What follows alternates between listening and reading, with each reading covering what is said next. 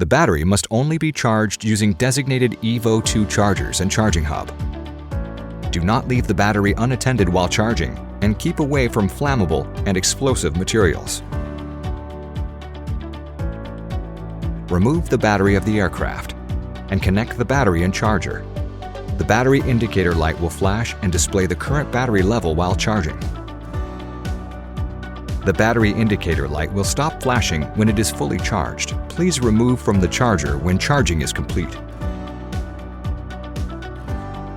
Connect the charger and charging hub. You can press the top button to switch the charging mode. When the light flashes blue, this indicates the parallel charging mode is selected, and the charging hub will charge beginning with the lowest level battery. When the battery level reaches the level of the next battery, parallel charging is started.